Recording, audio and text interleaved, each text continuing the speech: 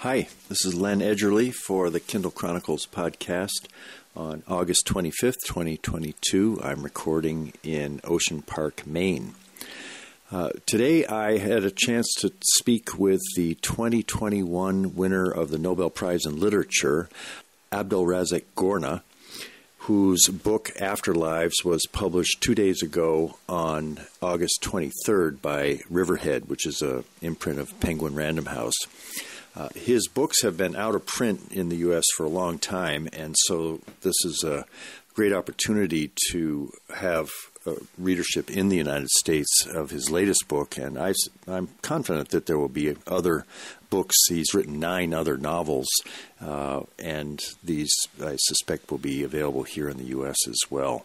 His previous novels include Paradise, which was shortlisted for the Booker Prize, a distinguished prize in the UK, By the Sea, which was long-listed for the Booker Prize and a finalist for the LA Times Book Award, and Desertion. He was born and raised in Zanzibar. He is Professor Emeritus of English and Post-Colonial Literatures at the University of Kent, and he lives in Canterbury, England. I reached him this morning at 10 a.m. Eastern Time. He was in Canterbury, and this is our conversation. Hello. Hello, Abdulrazak? Yep. Hi. Hello. I can hear you. I don't use the video for my podcast, but is it okay to turn your video on so we can see each other? Yeah, there you are. Good. And I reached you in Canterbury? Yes, I'm in Canterbury. Good. And where are you? I'm on the coast of Maine looking out at a very calm ocean today, so it's quite nice. It's not usually calm? It's pretty open sea looking out here, so there's generally more waves and surf than we've got today. Looks more like a big lake.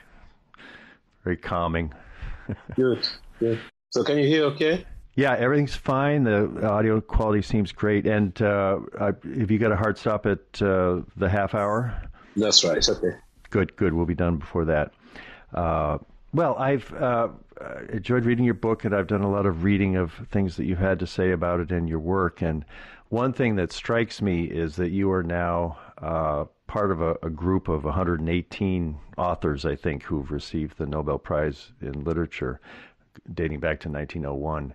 And as you think of that new club that you're in, or that new group, are there any in particular that you recall having a major impact on how you thought of yourself as a writer, or your path as a writer, that are in the group that you are now in? Yeah, it's great to be part of. I think of it as a team, part of a team. Part of a team, right. And I think actually there are 121. Oh, okay. Yeah. That's what they told me. You were the 121st. So. Oh, good. All right. Well, wherever I went, but you can check it out. It's a lot. Let's say it's over 100. Yeah. Well, I mean, as you can imagine, many of them would be writers whose work most of us have admired, and continue to do so. In fact, the very first time I heard about this thing called the Nobel Prize in Literature was when I was at school. I guess it would have been around about 15 or so. And one of the texts selected for us to study for the graduation examination for that stage of schooling, secondary school, we call it, like your high school, I guess, was The Old Man of the Sea. Is it The Old Man of the Sea or The Old Man and the Sea? I can't remember now. Yeah, Hemingway. The Hemingway book, yeah. Mm-hmm.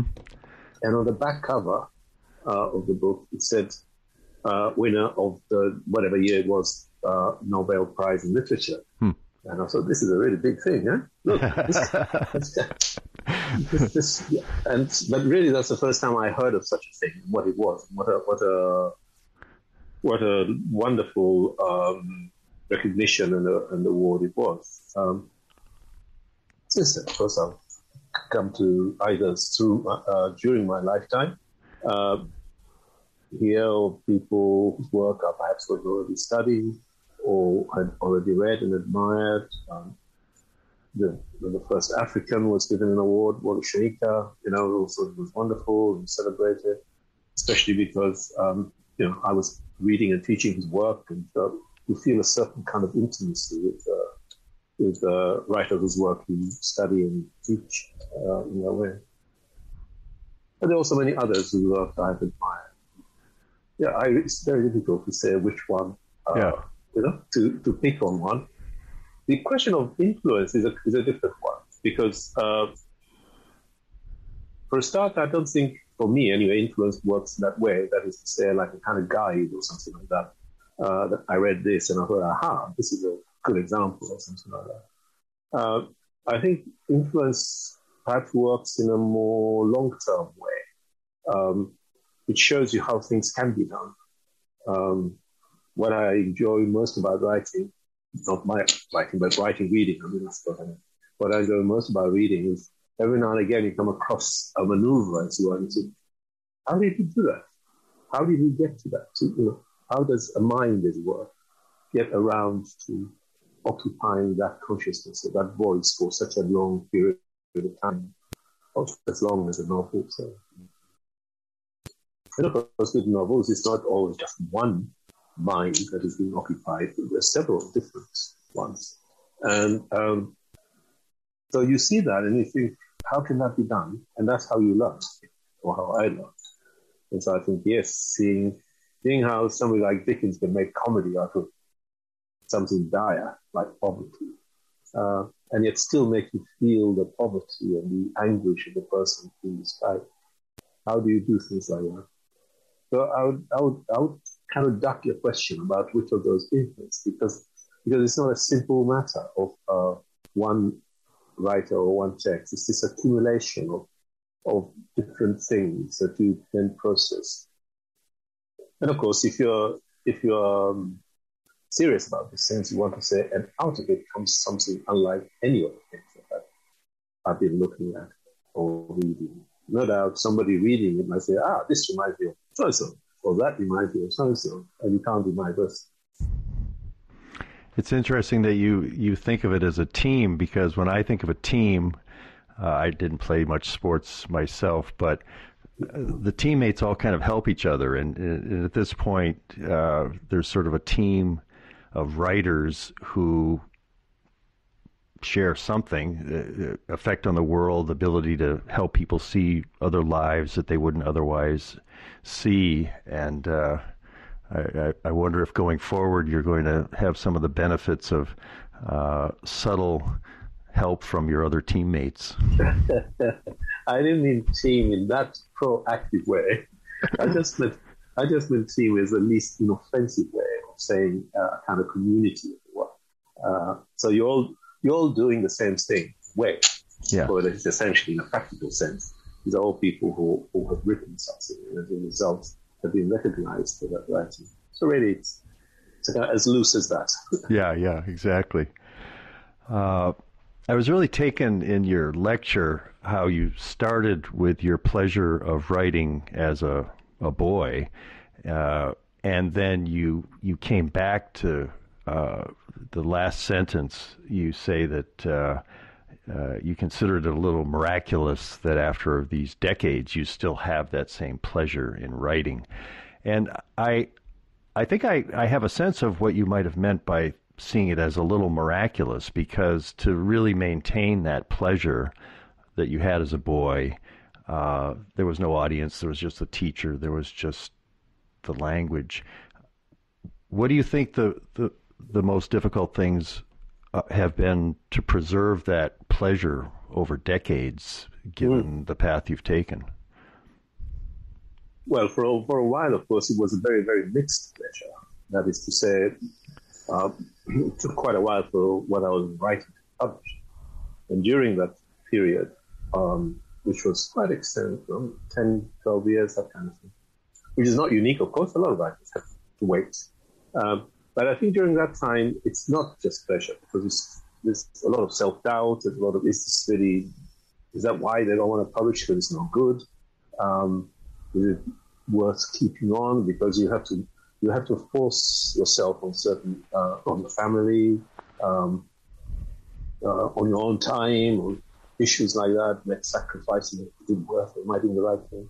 So in that sense, it was not always a pleasure. But I end by saying miraculously, it still is, because subsequently then the books were published and they found readers and they were received, and then it becomes a real pleasure because you're communicating at last, you're reaching readers, and readers come back to you. Of course, readers come in different forms. Readers come in the form of the literary press. They come in the form of ordinary people who might drop you a line. These days, with emails, there's nowhere to hide, especially if your address appears on the university website or something like that. Anybody can find you. Yeah. Which is fine if they're saying nice things. But anyway, so then that sort of that reassurance certainly intensifies the sense of that the pleasure in the activity. So that's really what I meant. That it's still a miracle. It's a miracle that it's still a pleasure. Yeah. And in addition to that, you hear so often so many writers talking about how painful writing is and what a labor it is and so on. So I guess it feels like a miracle, but it doesn't feel like that. I have a grandson who's 8 years old, and he and I interviewed an author last week who... Did you say 8? 8, yes. He's quite young. And you got him interviewing people already? Well, I heard about the book from him because he's a big fan of this video game, Minecraft, which you build things. And this guy has written 24 books of fan fiction set in Minecraft. And Jake thinks he's a god, that he has created these stories. And I said, well, maybe I'll try to get him on the show. He said, really, Grandpa? And so we got him on the show, and Jake was wonderful. He was correcting this guy, Mark Cheverton. He said, no, I think actually the zombie was killed by this other guy, not the one that he remembered. But out of it, the guy was quite lovely with my grandson. And he said, the thing I would recommend to you as someone who has enjoyed my books is you should write, and he has a website where kids can send up fan fiction. And so afterward I said, Jake, let's do it. Let's write a story and send it off to him. So I'm sitting here, and I think I just turned on some transcribing thing, and he dictated a little novelette, one paragraph called The Great Food Race, in which a giant muffin is battling marshmallows. I mean, just this incredible. And he just dictated it, and I put it into sentences, and that was that. He had no worries about whether it was going to be workshopped or published or anything. He was just there out of his imagination telling this wonderful story. And I feel there's something so precious there. And as his grandfather, as somebody who really cares, he's got lots of challenges. For one thing, his handwriting is a real struggle. I noticed that early on, you were trained to write handwriting very carefully. But what could a grandfather, I suppose it's the role of a teacher too, in whatever time I have left traveling with this boy, do to keep whatever that spark was that read to him writing that wonderful story alive, so that it maybe carries him somewhere that no one can know where it might go? I don't know if there is much more that you can do than what you're talking about, which is to listen to the story, to encourage, whatever. Because some of these signs, as well, flashes rather than sustained. It could be. I too have a grandson who's actually now quite grown. In fact, he just graduated. Yeah. And when he was younger, he not only used to write stories like that, with strange things, with fish that talk and blah blah like that. He also used to do cartoon. He used to illustrate them with sort of cartoon drawings and so on and so forth. Quite extensive, and make a book out of it and so on. But it turned out that his real ambition was film. Oh. So he's now he's just graduated in filmmaking, and he's now working as somebody who he actually does mostly music concerts. He's only a cameraman now. He's only young, But he's now just sort of employed by various people to go to music festivals and film. But this is what he really wanted to do. But he didn't know that. No. And nor did anybody else. So, you had to wait, see where this imaginative spark, where is it leading? Maybe it doesn't lead to writing. Maybe it leads in a different direction altogether. Right. To picture making, to painting, or to filmmaking, or whatever. Mm. So it's not to say don't do anything. I'm just saying sometimes, don't invest too much. Yeah, that's a great insight, because it's the imaginative spark that I want to nourish. I don't want to say, oh, Jake, you're going to be a famous writer. I want to just see where it goes. And so that keeping that stimulation going, whatever form that the children like. It could be a computer game. It could be reading, it could be listening to music or watching films or whatever. Yeah, I think all of those things probably, so long as they're not obsessive. I mean, I know people get obsessive about games. Yes, I've seen that. His mother is, I think sometimes when he comes over here and I play video games with him, she's a little bit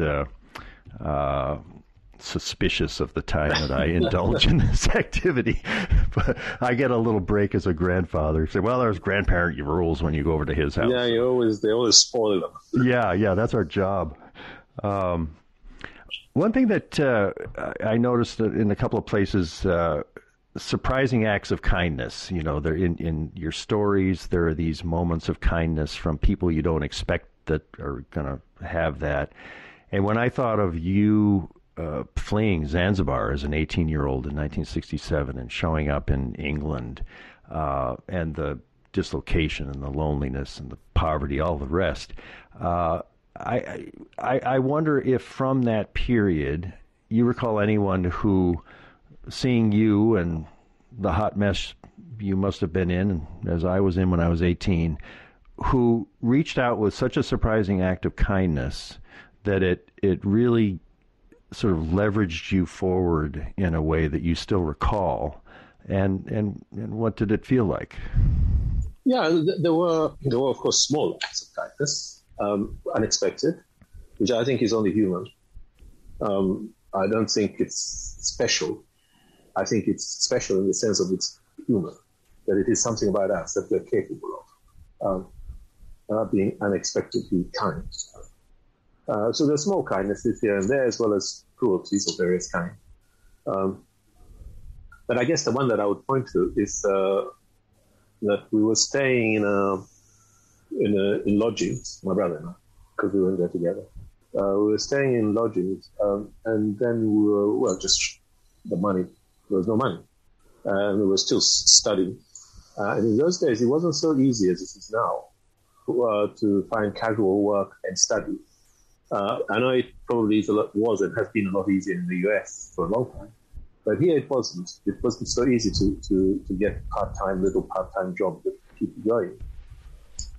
Plus, we were not really allowed to work. We didn't have permission to work from our immigration status. Mm-hmm. Anyway, so the money was running out, and the landlady and landlord who didn't live in the building, but who came to the building every day and did the cooking and that kind of thing, and were nice people. They would say at the end of the month's rent, they'd say, "Well, we're just waiting for a check." It's not true. We knew there wasn't anything coming. We're waiting for a check, maybe next month. And you say that because you hope something will turn up somehow. And this must have gone on for about 6 months. And they didn't throw us out. But in the end, because it was a property that was during the vacation, this being Canterbury is a very, very popular tourist town. So although during term time that lodging house was occupied mostly by students, during vacations they required the students to leave because it was a very lucrative way of earning money from tourists. Mm-hmm. And so there we were occupying 2 rooms. So in the end, they actually said to us, "Look, we have a small house which is empty at the moment because the people who were renting it were Actually, he had fallen ill, one of the people. So you can have that. Just get out of here. Let us rent this place to somebody who will pay. Yeah. So we moved into this place, and they forgave that 6 months rent. Wow. Huh. Because we wouldn't have been able to pay it anyway. It was nothing to pay with. But then after that, both of us found work full time. Basically, gave up studying, worked full time for the next 3 or so years. In my case, working in a hospital as an orderly in the operating theatre. And my brother worked in the post office. And then both of us were able to continue studying, went on to university after that period. But that actual kindness, I've always been. Yeah. Because I don't know what we would have done. Right. Because, I don't know, we would have had to go on the streets or something like that. I don't know what we would have done because if those people had insisted that we get out. Why do you think they did that? Because they're kind people. And I think they could see that we were obviously both very young. I like to think also they thought that we were probably nice boys. That kind of thing. Yeah.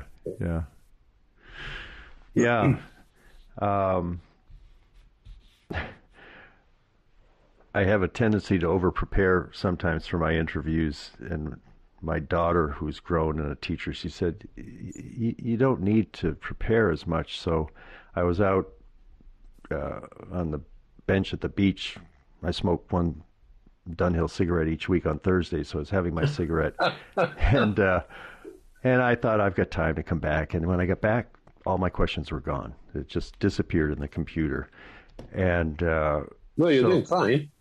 Yeah, well, that's what apparently that was the universe. And my late mother, I always consult with her when I'm having my cigarette, and I think she was saying, just get the ball in the court, just hit record, and which makes me forget what my question was. Oh, I know. It was there's a moment when Hamza, is that how you say his name? That's it. Yeah. He first catches sight of Afia, the woman in the story, and it's just a glimpse, and he sees something in her face that makes him think she's honest, and that just struck me because I think sometimes when I'm reading someone's face or I'm getting some kind of a blink sense of a person from their face. I'm not sure it's always accurate. It might turn out the person is dishonest or that moment of recognizing something. I think in this story, it turned out to be accurate that, they fell in love and she was such a wonderful, that's just the sweetest romance that's set in the constraints of everything, the Muslim culture and everything. But do you trust your own instincts when you meet people to, and maybe with a writerly eye, see things in them that over the decades you found to be trustworthy? I think so. Of course, I've spent many, many years teaching and met hundreds of students by the time, after 35 years of teaching university. And these are adults. I think it makes a difference. I don't think you can tell in the same way with children, because all children have a certain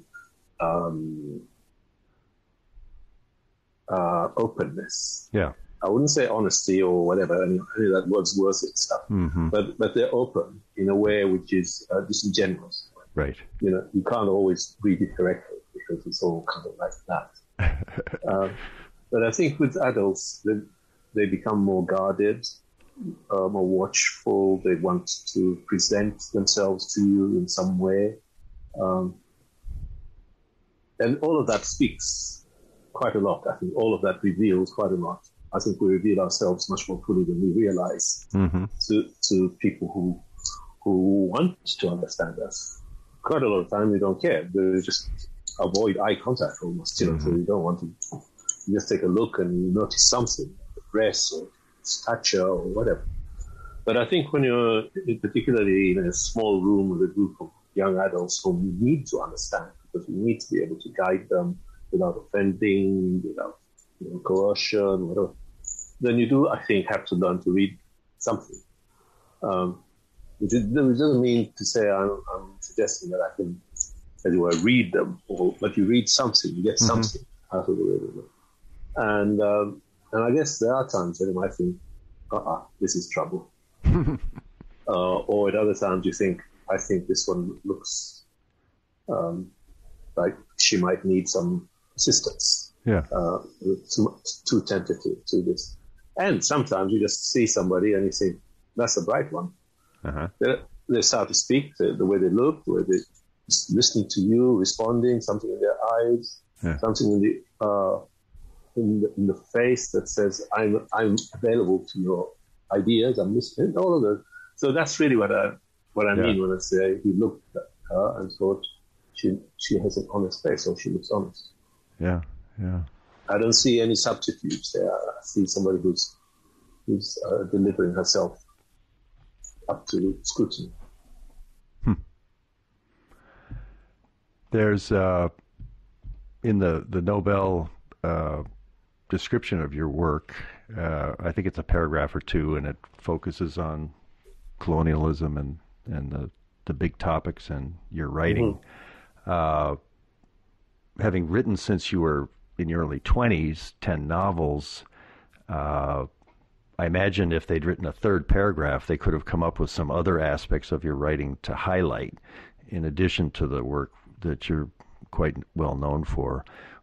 What would be another part of your writing that could have been mentioned in that very listened to description of you at the last October? Yeah, well, they have to say, I don't argue with them. So it's not that's not true. But they've read these 10 novels, they've debated about them, debated about other things and other writers, and when they said, okay, and somebody so go and write 2 paragraphs to say what it was that we liked about this work of this person, 10 novels, or 10 novels and whatever else. And that's what comes up. And I think fair enough. You can't write a comprehensive 2 paragraphs on a lifetime's work like that.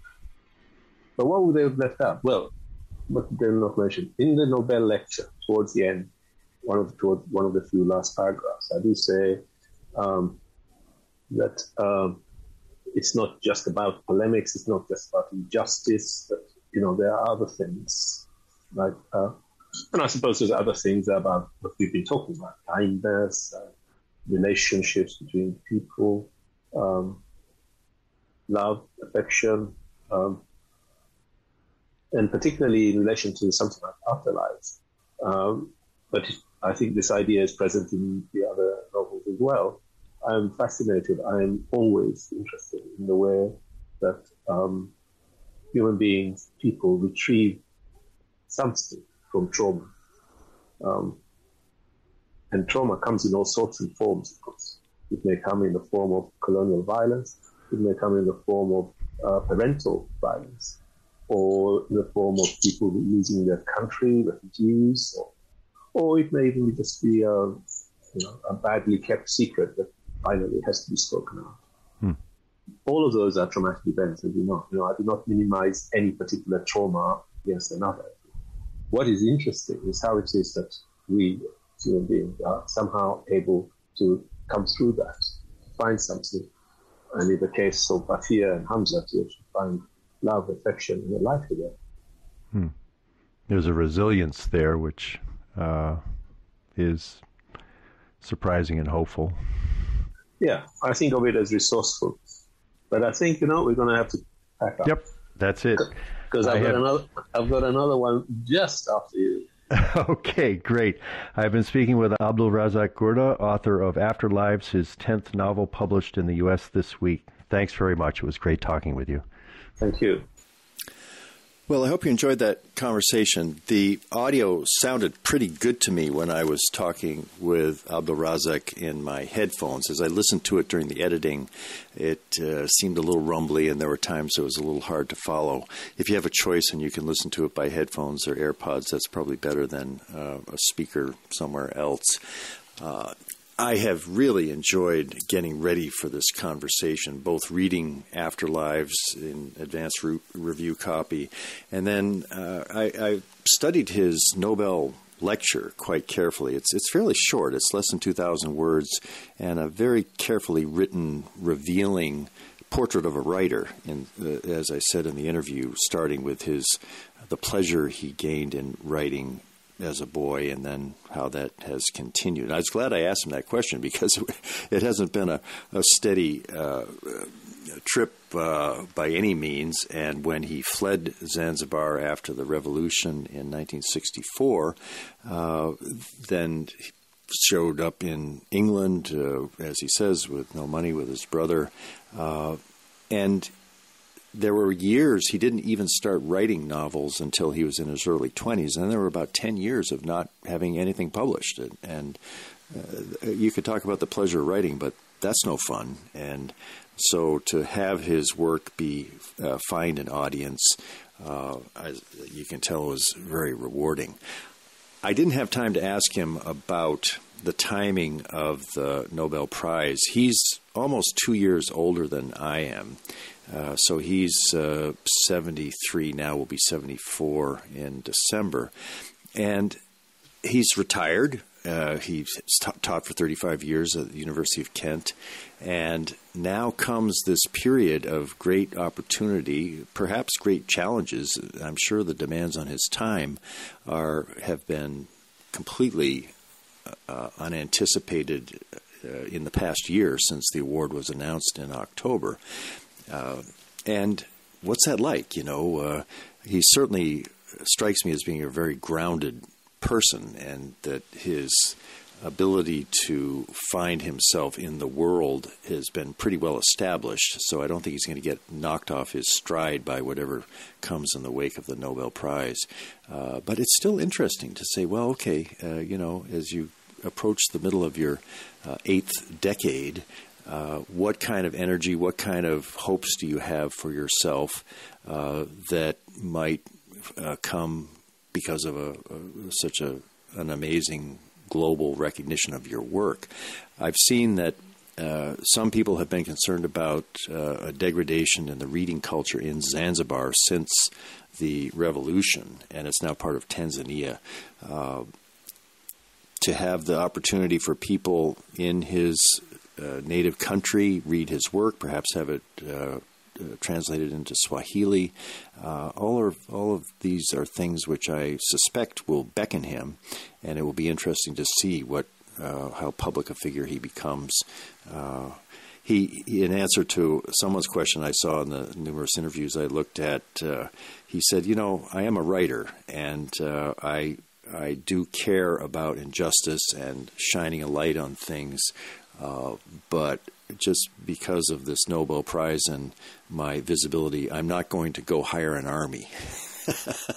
And I don't know how much money the Nobel Prize is worth these days, but you probably could hire an army if you thought there was a way to promote your view of the world and finally address the trauma of colonialism. There's some things you could do, but it's pretty clear he will do what he does as a writer, and that's a pretty rich path to follow.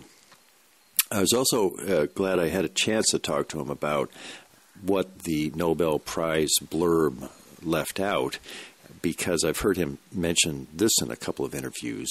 He's certainly not saying anything negative about getting the Nobel Prize, but I thought he had gently said, there's a very short description of my work there, and I'm not going to disagree with it, but there may be more there. And the more there is very powerfully rendered in Afterlives, the novel that came out 2 days ago, because the historical novel part of it, the history of German colonialism in East Africa and the cruelty and the wars.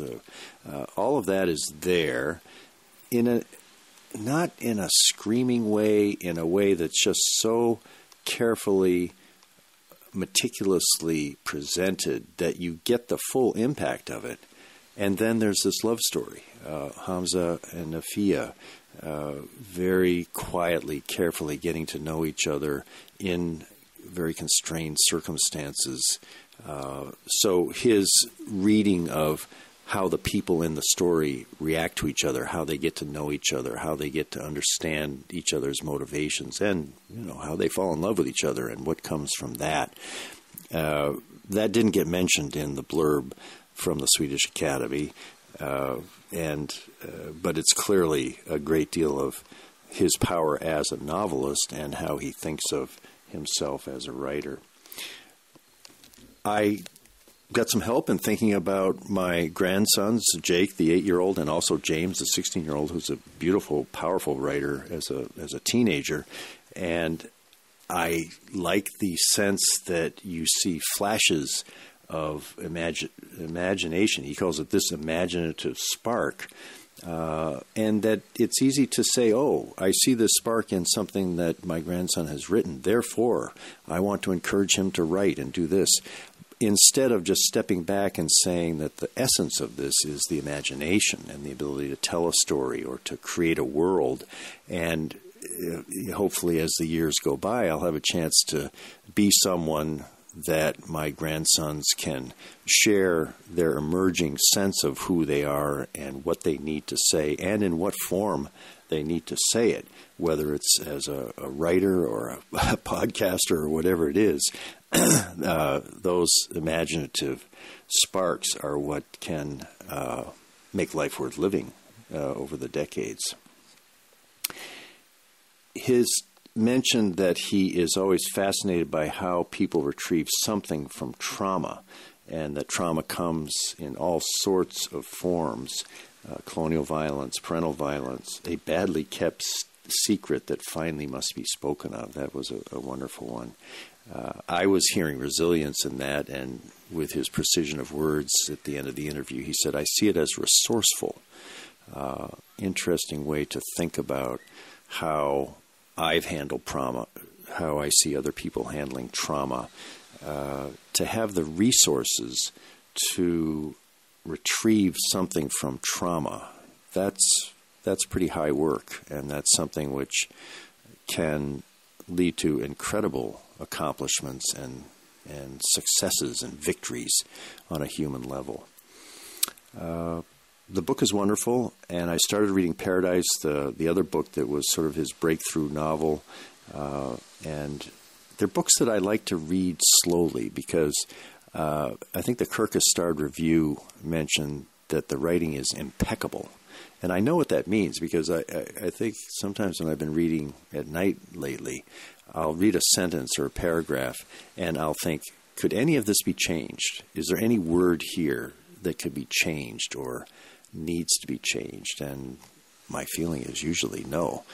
I don't think he revises over and over. I didn't have a chance to ask that either, but some of his comments in the Nobel lecture seem to be casting mild aspersions on an MFA way of thinking about writing and workshopping, and as opposed to finding one's voice in an organic way, as he talked about the influences of other Nobel laureates and other writers. But it's highly original work, and it's the work of someone in the middle of his 8th decade who has the confidence of someone who has found his rightful place in the world. That's a description he has of one of the characters, and I think that applies to Abdulrazak Gurnah based on my brief conversation with him and the time I've spent this week reading his works and listening to his words and following his story. Thanks for listening. This is Len Edgerly for the Kindle Chronicles in Ocean Park, Maine.